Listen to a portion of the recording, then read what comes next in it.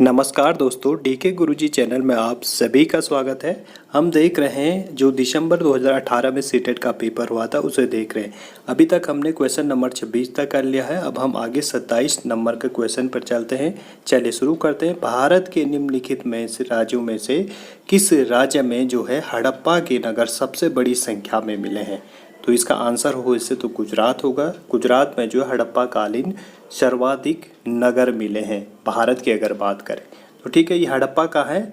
हड़प्पा जो है पाकिस्तान में है। इस हड़प्पा सभ्यता को हम क्या कहते हैं? सैंधव कालीन सभ्यता या मोहनजोदड़ो सभ्यता भी कह सकते। देख लीजिए यहाँ पर। और अगर इसका समय की बात करें, ये है 1750 से लेकर कहाँ 1700, ठीक है, 1700 ईसा पूर्व से लेकर के 2250 ईसा पूर्व तक इसका जो है समय काल था। किस सभ्यता का? हड़प्पा सभ्यता का। अब यहाँ पर देख लीजिए जो लोथल है, ये लोथल कहाँ मिला है हमें? ये लोथल जो स्थान है गुजरात में है, सुरकोटदा और धोलावीरा। ठीक है, ये प्रमुख पतन शहर है। ठीक है, लगा लो इतने पुराने जो पतन शहर थे, पोर्ट सिटी कह सकते हैं, उस समय की बात है। लोथल, सुरकोटदा और धोलावीरा। ठीक है, क्वेश्चन नंबर अगला है 18। ऋग्वेद मूल रूप से निम्नलिखित में से किस भाषा में लिखा गया है? ठीक है, तो किस में लिखा गया है? संस्कृत में लिखा गया है। ठीक है, ये कंफ्यूज वाली बात है ही नहीं। ठीक है, अगला क्वेश्चन है 29। 6ठी शताब्दी ईसा पूर्व में मगध महाजनपद के पहले शासक थे। तो इसका आंसर आएगा बिंबिसार। ठीक है, 6ठी शताब्दी ईसा पूर्व में मगध महाजनपद के पहले शासक कौन है? बिंबिसार। 542 ईसा पूर्व मगध के प्रथम शासक बना था। तो मगध का प्रथम शासक कौन था? बिंबिसार। और मगध साम्राज्य का वास्तविक संस्थापक माना जा सकता है इसे। किसे? बिंबिसार को। चलिए अगले देख लीजिए। यहाँ पर फिर एक पॉइंट इम्पोर्टेंट देख लीजिए। बिंबिसार, ठीक है, बिंबिसार देखिए यहाँ पे जो बिंबिसार था, इसका मृत्यु का जो कारण था इसका पुत्र था, यानी इसके पुत्र ने इसे कैद कर लिया था और फिर ये भूख से मर गया था वहीं। ठीक है, तो अगला क्वेश्चन देखते हैं। क्वेश्चन नंबर 30 है। निम्नलिखित में से कौन सा बौद्ध धर्म के त्रिरत्नों में से नहीं है? आपने सुना होगा धम्मम संगम गच्छामि, बुद्धम संगम गच्छामि, धम्मम संग गच्छ, संगम धम्म गच्छ। तो इस प्रकार से ये बौद्ध धर्म के 3 रत्न हैं, बुद्ध, धम्म, संघ। लेकिन जो है अहिंसा जो है यहाँ पर जो है बौद्ध धर्म के 3 रत्नों में नहीं आएगा।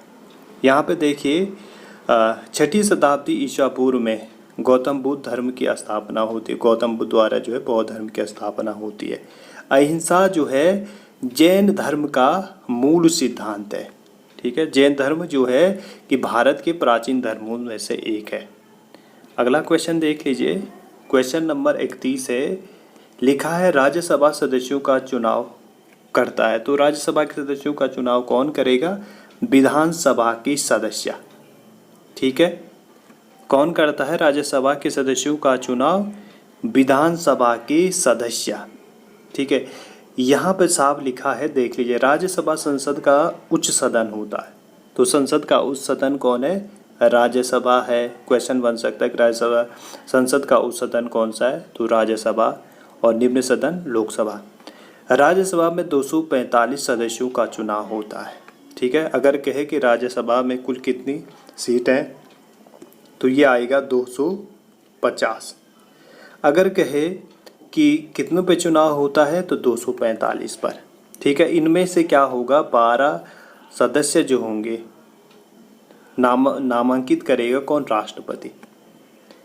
और इसका कार्यकाल क्या होता है? राज्यसभा का जो सदस्य होगा उसका कार्यकाल 6 वर्ष का होता है। अगला क्वेश्चन देख लीजिए। क्वेश्चन नंबर 36 है। एक सेकेंड, चलिए क्वेश्चन यहाँ पे जो है ये मिस हो गया था। क्वेश्चन नंबर हम 32 देखेंगे। क्वेश्चन नंबर 32 है। भारत द्वारा निम्नलिखित में से किस शासन प्रणाली को अपनाया गया है? तो इसका आंसर होगा संसदीय और संघीय। दोस्तों ये काफ़ी कंफ्यूज करने वाला क्वेश्चन है, इसे ढंग से देख लीजिए कभी भी ये क्वेश्चन रिपीट हो सकता है।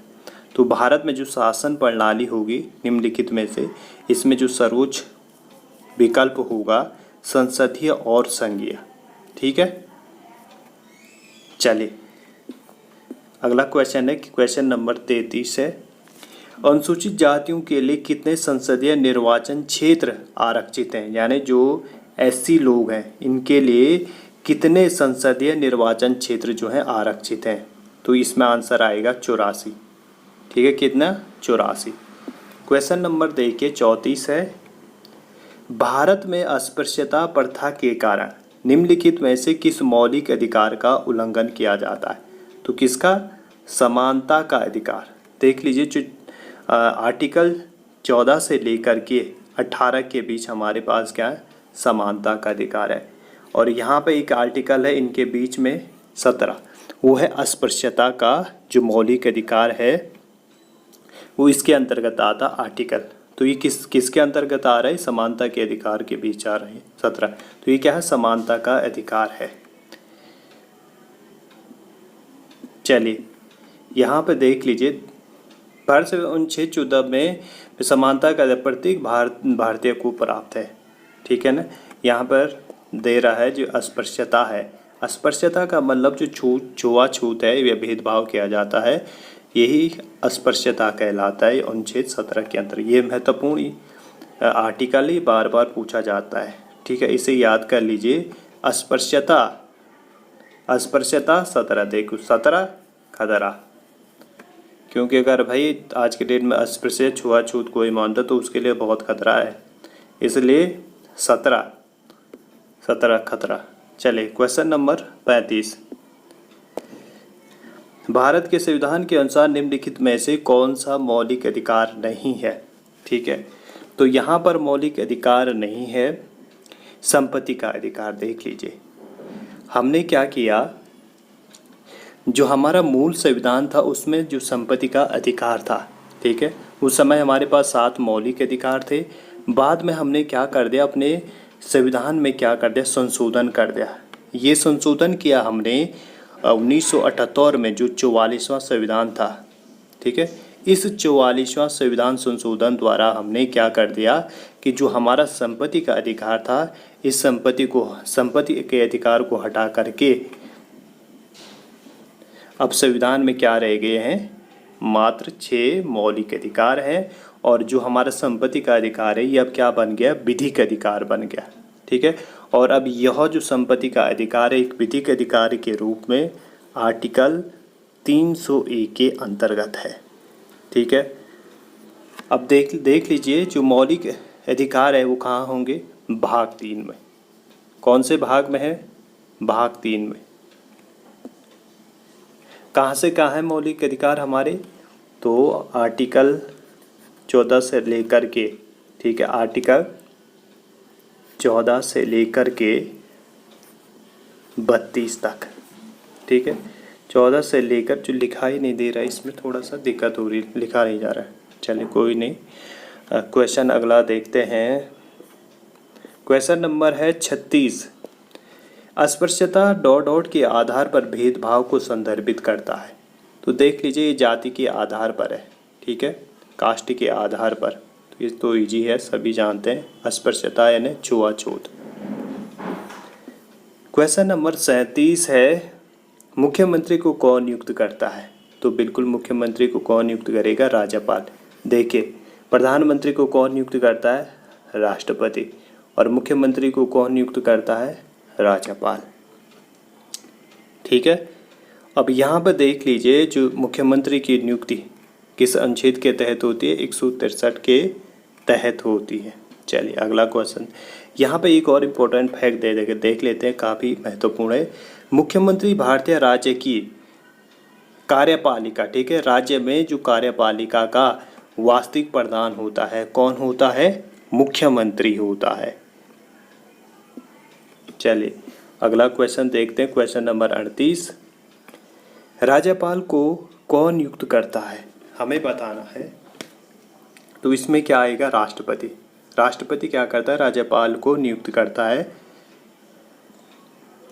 यह किस में है, अनुच्छेद 155 के अनुसार। ठीक है, संविधान के हमारे आर्टिकल 155 के अंतर्गत साफ लिखा गया है कि राज्यपाल की नियुक्ति राष्ट्रपति द्वारा की जाती है।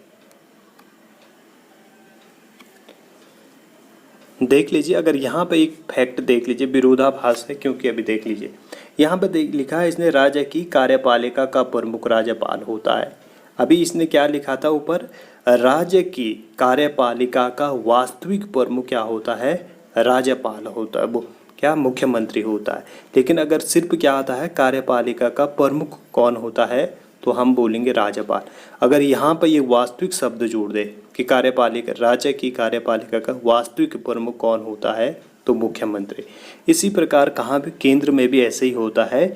जैसे अगर कहे कि राष्ट्र का या भारत का जो है कार्यपालिका का प्रमुख कौन होगा तो राष्ट्रपति। अगर कहेंगे वास्तविक प्रमुख कौन होता है तो ये क्या कहेंगे, प्रधानमंत्री कहेंगे। ठीक है, समझ गए होंगे आप। चलिए आगे देखते हैं। क्वेश्चन नंबर 39 है, प्रधानमंत्री का चुनाव कौन करता है। ठीक है, तो इसमें आंसर आएगा जो सांसद होते हैं, ये सांसद क्या करते हैं, प्रधानमंत्री का चुनाव करते हैं। क्वेश्चन नंबर 40 है, निम्नलिखित में से किसका भारत का प्रथम नागरिक कहा जाता है, यानी भारत का प्रथम नागरिक कौन होगा। ठीक है, भारत का प्रथम नागरिक होगा राष्ट्रपति।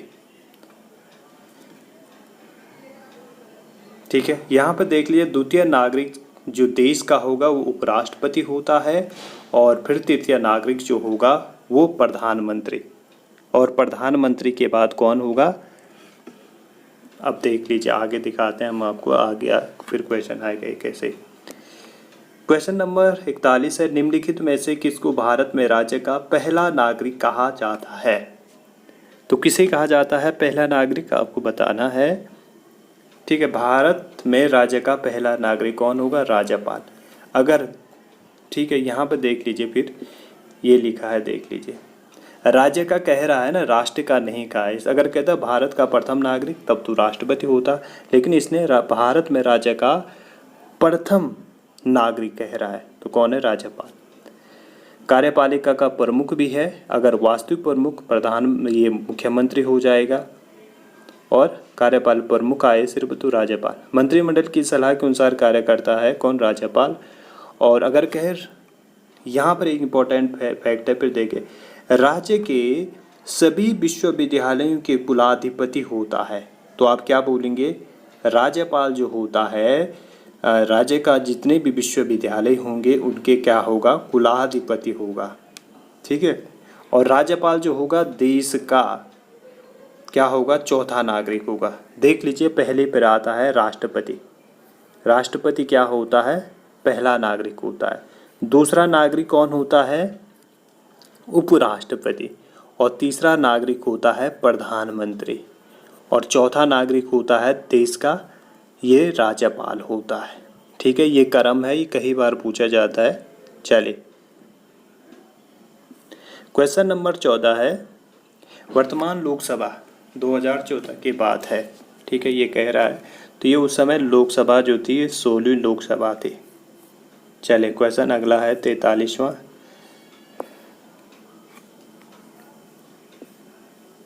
भारत का वर्तमान राष्ट्रपति कौन है। तो बिल्कुल रामनाथ कोविंद जी हैं भारत के वर्तमान राष्ट्रपति हैं। ठीक है, आगे दिखाए, आगे क्वेश्चन नंबर 44वां है, भारत के संविधान में निम्नलिखित में से किसका उल्लेख नहीं किया गया है। तो राज्य और केंद्र शासित प्रदेशों के नाम बिल्कुल किया गया, सरकार का ढांचा, राजनीतिक दलों के नाम, नागरिकों का। देख लीजिए यहाँ पर जो है राजनीतिक दलों के नामों का जो है उल्लेख नहीं है। ठीक है, संविधान में राज्य और केंद्र शासित प्रदेशों के नाम होंगे, नागरिकों के अधिकार भी दिए हैं और सरकार का ढांचा भी दिया हुआ है, लेकिन राजनीतिक दलों के नाम का नहीं होगा। चलिए क्वेश्चन आगे देखते हैं। क्वेश्चन नंबर 45, ये कह रहा है कि राज्यसभा में सदस्यों को कौन नामांकित करता है। तो सदस्यों को कौन नामांकित करेगा? राज्यसभा में राष्ट्रपति करेगा। यहाँ पे देख लीजिए 245 सदस्य होते हैं राज्यसभा में कुल जो निर्वाचित होंगे। देख लीजिए इनमें से जो 12 होंगे, 12 सदस्य भारत के जो राष्ट्रपति होता है उन्हें नामांकित करता है। राज्यसभा के सदस्य कार्यकाल कह रहा है 6 वर्ष का होगा, बिल्कुल। अब क्वेश्चन नंबर 46 है, भारत के संविधान सभा का अध्यक्ष था, तो कौन था संविधान सभा का अध्यक्ष? तो राजेंद्र प्रसाद। ठीक है, ये बाद में अस्थायी अध्यक्ष थे, पहले इससे पहले जो अस्थायी अध्यक्ष था वो कौन थे, तो आपको बताना है। ठीक है, ये कमेंट बहुत, तो यहाँ पे देख ले, बता लेता मैं आपको। तो सच्चिदानंद सिन्हा जो थे वो संविधान सभा के अस्थायी अध्यक्ष थे। ठीक है, उसके बाद में 9 दिसंबर 1944 को, ठीक है, प्रारंभ किया गया था। ठीक है, तो उस समय जब पहले तो 6 दिसंबर 1946 को जो अस्थायी अध्यक्ष बनाया गया था, उस समय सच्चिदानंद सिन्हा थे। फिर 9 दिसंबर को राजेंद्र प्रसाद को क्या बना दिया गया था? अस्थायी अध्यक्ष बना दिया था। चलिए क्वेश्चन नंबर अगला है, अगर चलो एक क्वेश्चन और देख लेते हैं क्योंकि इम्पोर्टेंट है। देखिए संविधान सभा की जो 11वां सत्र था, इसमें अंतिम दिन यानी 26 नवंबर 1949 को भारत का संविधान अपनाया गया था। ठीक है, अब क्वेश्चन बन सकता है भारत के संविधान को कब अपनाया गया था या भारतीय संविधान को कब अंगीकृत किया गया था। ठीक है, तो 26 नवंबर 1949। देखिए इसी दिन यानी जो 26 नवंबर है, इसीलिए इस 26 नवंबर को कानून दिवस के रूप में मनाया जाता है। ठीक है, भारत में राष्ट्रीय कानून दिवस या विधि दिवस के रूप में भी मनाया जाता है। कौन? 26 नवंबर का दिन। चलिए क्वेश्चन नंबर 47 है, निम्नलिखित में से कौन भारत का एकमात्र भारतीय गवर्नर जनरल था? हमें बताना। तो बिल्कुल सी राजगोपालाचारी। अब यहाँ पर देख लीजिए कि जो राजगोपालाचारी हैं, चक्रवर्ती राजगोपालाचारी, तो राजा जी के नाम से जाने जाते हैं ये। ठीक है, पर राजा जी के नाम से कौन जाना जाता है? राजगोपालाचारी। वे वकील थे, लेखक थे और दार्शनिक थे। ठीक है, स्वतंत्र भारत के द्वितीय गवर्नर जनरल थे। ठीक है, अगर कहे स्वतंत्र भारत के प्रथम भारतीय गवर्नर कहे तो राजगोपालाचारी, अगर कहे स्वतंत्र भारत के द्वितीय गवर्नर जनरल तो राजगोपालाचारी। ठीक है, चलिए क्वेश्चन नंबर 48 है, भारत का संविधान कब अपनाया गया था? देख लीजिए यहाँ पर अभी जो मैंने बताया था आपको, अपनाया गया था या अंगीकृत किया गया था 26 नवंबर 1949 को। ठीक है, और 26 नवंबर को क्या मनाया जाता है? संविधान दिवस के रूप में मनाया जाता है। ठीक है, संविधान दिवस के रूप में मनाया जाता है किसे? 26 नवंबर को। देख लीजिए हमारा संविधान जो पारित हुआ था कब हुआ था? 26 जनवरी 1950 को प्रभावी हुआ था, यानी लागू हुआ था 26 जनवरी 1950 को। इसीलिए इस दिन क्या मनाते हैं हम? गणतंत्र दिवस। ठीक है, 26 जनवरी का दिन भारत का क्या गणतंत्र दिवस है। क्वेश्चन नंबर अगला देख लेते हैं, क्वेश्चन नंबर 49 है, लिख रहा है, निम्नलिखित में से किसने भारत के रियासतों को एकीकृत करने में निर्णायक भूमिका निभाई थी? तो सरदार जो पटेल थे, इन्होंने भारत को क्या किया था? एकीकृत करने में महत्वपूर्ण भूमिका निभाई थी, क्योंकि उस समय जब भारत आज़ाद नहीं था, आज़ाद हुआ था यानी शुरू में, तो वहाँ पे बहुत सारी रियासतें थी, देसी रियासतें, जिन्हें सबको भारत में मिला दिया, लगभग 3-4 रजवाड़ों को छोड़, रियासतों को छोड़ करके। किसने? वल्लभ भाई पटेल ने। तो वल्लभ भाई पटेल या सरदार वल्लभ भाई पटेल को भारत का बिस्मार्क और लोहा पुरुष किसे कहते हैं? सरदार पटेल को। आज़ादी के बाद अगर कहे तो भारत के प्रथम गृह मंत्री, तो क्वेश्चन बनेगा कि भारत के प्रथम गृह मंत्री कौन थे या भारत के प्रथम उप प्रधानमंत्री कौन थे? तो सरदार पटेल, सरदार वल्लभ भाई पटेल को भारत का प्रथम गृह मंत्री और प्रथम उप प्रधानमंत्री बने थे। कौन? सरदार पटेल। चलिए क्वेश्चन नंबर अगला देखते हैं 50, निम्नलिखित में से कौन भारत की संविधान की समवर्ती सूची के मामलों में कार्य करता है? बिल्कुल देखिए, समवर्ती का मतलब होता है समान रूप से लागू हो रहा, सम यानी समान। तो राज्य ये नहीं होगा, ठीक है। यहाँ पे देख केंद्र और राज्य, ठीक है। यूनियन जो गवर्नमेंट है एंड स्टेट जो गवर्नमेंट है, इन दोनों जो है क्या क्या समवर्ती सूची पर क्या करेंगे, कानून बनाएंगे, कार्य करते हैं। देख लीजिए, एक होता है राज्य सूची, एक होता है केंद्र सूची और तीसरी होती समवर्ती सूची। समझ लीजिए दोनों पर क्या करेंगे, समान रूप से कानून बनाए जा सकते हैं राज्य सरकार केंद्र सरकार। तो यहाँ पे थोड़ा और चर्चा करी। राज्य सूची जो समवर्ती सूची वर्तमान में इसमें 52 विषय हैं, ठीक है। तो यहाँ पर इम्पोर्टेंट फैक्ट बनता है कि समवर्ती सूची में वर्तमान में कौन कौन से मुख्य विषय हैं। तो यहाँ पर देख लीजिए आप, एक तो शिक्षा हो गया, एक श्रम कल्याण हो गया, कारखाने हो गए, समाचार पत्र हो गए, वन हो गया और प्रदूषण नियंत्रण। ये मुख्य फैक्ट हैं, याद रख लीजिए इन्हें, ये बहुत काम की चीज़ है। शिक्षा, श्रम कल्याण, कारखाने, समाचार पत्र, वन, प्रदूषण नियंत्रण, ये क्या हैं, समवर्ती सूची के विषय हैं। क्वेश्चन नंबर 51 है, निम्नलिखित में से कौन भारत की संविधान सभा में मसौदा समिति के अध्यक्ष थे।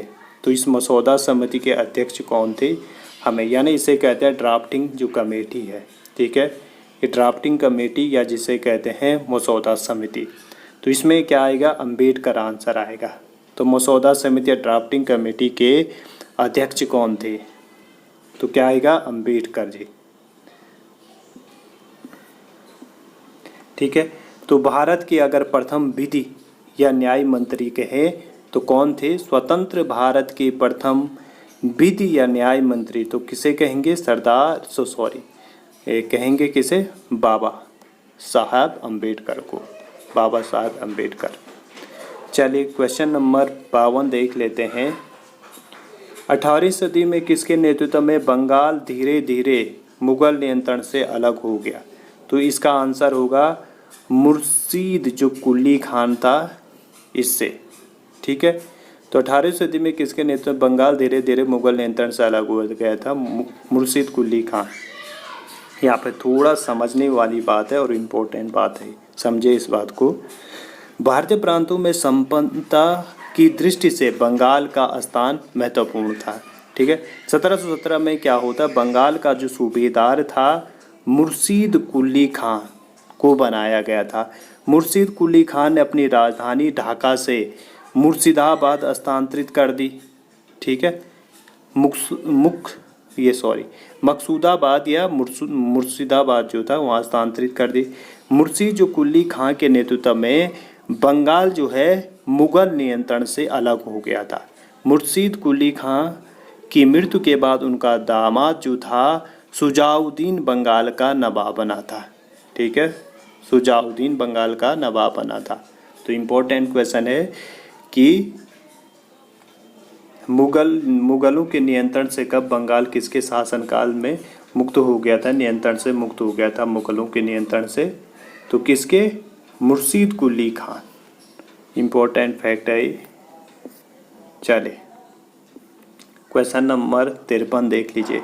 निम्नलिखित में से किस गवर्नर जनरल ने फैसला किया कि बहादुर शाह जफर आखिरी मुगल सम्राट होंगे और उनकी मृत्यु के बाद किसी भी वंशज को शासक के रूप में पहचाना नहीं जाएगा। तो इसे किसने कहा था, लॉर्ड कैनिंग, ठीक है। तो लॉर्ड कैनिंग ने कहा कि जो भारत का अंतिम जो मुगल सम्राट है बहादुर शाह जफर, इसके बाद इनकी मृत्यु के बाद किसी वंशज को शासक के रूप में पहचाना नहीं जाएगा। किसने कहा है, और कैनिंग ने। तो कैनिंग को देख लीजिए, कैनिंग को लॉर्ड कैनिंग या चार्ल्स कैनिंग भी कहा जाता है, ठीक है। और दूसरी बात ये होगा, इसके बाद जो 1857 के सिपाही विद्रोह के दौरान वे भारत के गवर्नर जनरल थे, ठीक है। एक ये महत्वपूर्ण फैक्ट है, देख लीजिए कि भारत के कह सकते हैं जो विद्रोही या कैसे सिपाही विद्रोही या प्रथम जो स्वतंत्रता संग्राम हुआ था 1857, तो 1857 के समय भारत का गवर्नर जनरल कौन था, लॉर्ड कैनिंग। जिस लॉर्ड कैनिंग ने यह भी घोषणा कर दी थी कि जो भारत का अंतिम मुगल सम्राट होगा कौन, बहादुर शाह जफर, और इसके बाद किसी भी वंशज को क्या शासक के रूप में नई पहचान मिलेगी। ठीक है।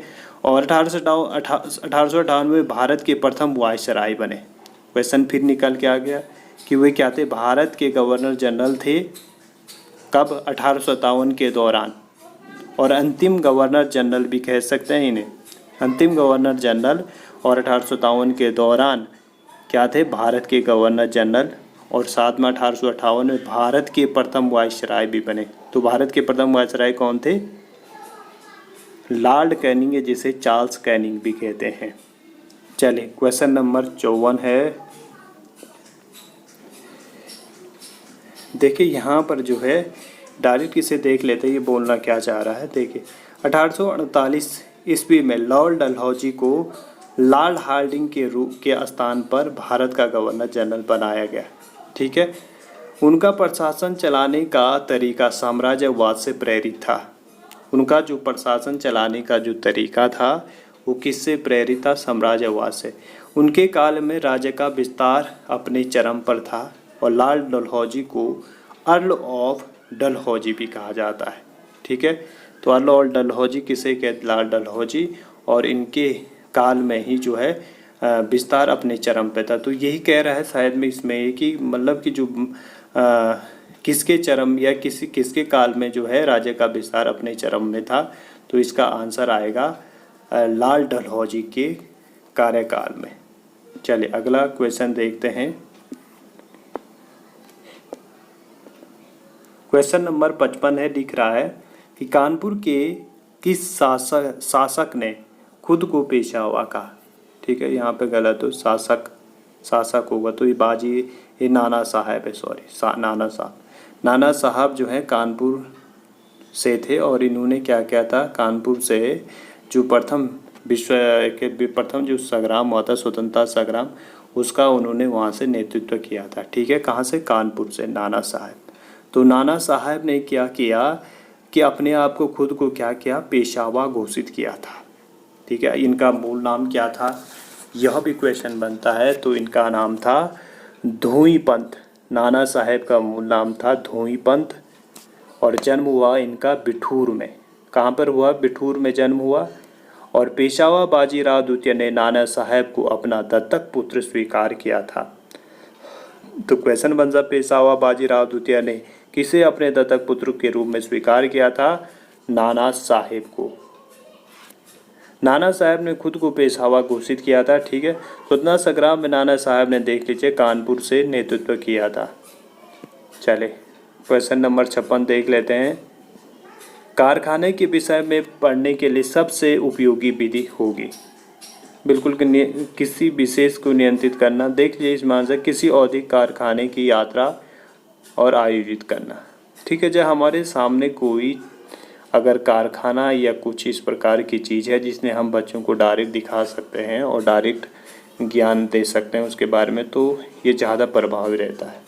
तो इसीलिए क्या होगा, इसका आंसर यही होगा, किसी औद्योगिक कारखाने की यात्रा आयोजित करना। अगला क्वेश्चन देख लेते हैं। क्वेश्चन नंबर 57 है। ठीक है, यहाँ पे लिख रहा है एडुसेट से अभिप्राय क्या है? तो एडुसेट से क्या भी संचार उपग्रह है शिक्षा से संबंधित। तो यहाँ पर जो आंसर होगा इसका डी, यानी एक मानव निर्मित भारतीय उपग्रह है। तो GSAT-3 जो है इसे भारतीय अंतरिक्ष संगठन द्वारा 2004 में स्थापित किया गया था। एक कृत्रिम उपग्रह है जिसे एडुसेट के नाम से भी जाना जाता है। तो ठीक है, क्वेश्चन बन सकता है एडुसेट जो है, एडुसेट को किस अन्य नाम से जाना जाता है? तो वो जाना जाता है GSAT-3 के नाम से। ठीक है, GSAT-3 के नाम से। और इसे कब स्थापित किया गया था? 2004 में। तो इसका प्रक्षेपण जो है शिक्षण सेवा प्रदान करने के उद्देश्य से किया गया था। ठीक है, तो इसलिए ये महत्वपूर्ण था। इसलिए कहा जाता है कि यह पहला समर्पित शिक्षा उपग्रह है। ठीक है, इसलिए ये ज़्यादा इम्पोर्टेंट हो जाता है क्योंकि यह क्या है, पहला समर्पित शिक्षा उपग्रह है यानी एजुकेशनल सैटेलाइट है। तो प्रथम एजुकेशनल सैटेलाइट या प्रथम शिक्षा उपग्रह कौन सा था? GSAT-3 या जिसे हम एडुसैट के नाम से भी जानते हैं, और ये 2004 में स्थापित किया गया था। क्वेश्चन नंबर 58 देख लीजिए। कह रहा है निम्नलिखित में से किस एक महान हस्ती, सॉरी यहाँ से जो है थोड़ा मिस हो गया क्योंकि ऊपर, पंचवाणी और बीजक में निम्नलिखित में से किस एक महान हस्ती के छंद और विचारों को संरक्षित किया?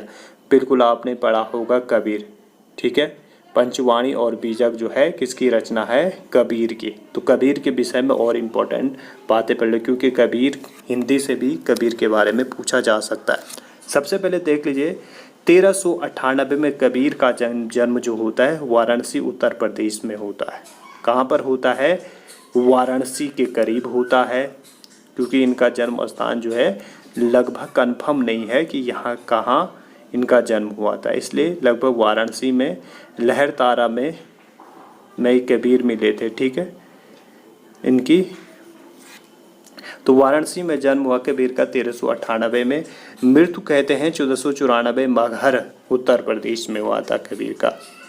15वीं सदी के भारतीय रहस्यवादी कवि और संत थे। अब कहते कबीर कैसे कवि थे? तो ये दिखाते थे संत कवि। कैसे कवि थे? संत कवि और रहस्यवादी कवि। संत कबीर भक्तिकालीन ज्ञानाश्रय निर्गुण साके की काव्यधारा के प्रवर्तक थे। देख लीजिए ये वाली जो पंक्ति है ना, ये बहुत इंपॉर्टेंट पंक्ति है और आप इसे समझ लीजिए, ठीक है। जो भक्तिकालीन ज्ञानाश्रयी है, यानी कबीर देख लिए कैसी बातें करते थे? ज्ञान की बातें करते थे, इसलिए ज्ञानाश्रय। और निर्गुण, निर्गुण यानी कि एक ऐसे ईश्वर को जो मतलब निराकार है, जिसके इस टाइप से कह सकते हैं कि ये कबीर जो हैं भक्तिकालीन क्या है? ज्ञानाश्रय निर्गुण शाखा के काव्यधारा के प्रवर्तक थे, ठीक है। तो किसके प्रवर्तक थे? ज्ञानाश्रय निर्गुण शाखा के। इनकी मुख्य कृति है बीजक। बीजक को देखिए 3 भागों में बांटा, साकी, शबद और रेमनी, ठीक है। बीजक को 3 भागों में बांट दिया, साकी, शबद और रेमनी। क्वेश्चन नंबर 59 देख लेते हैं। एलोरा की गुफा का भित्ति चित्र जिसमें विष्णु को नरसिंह अर्थात पुरुष सिंह के रूप में दिखाए गए हैं, तो किस काल की कृति हैं? बिल्कुल ये राष्ट्रकूटों के काल का है, ठीक है।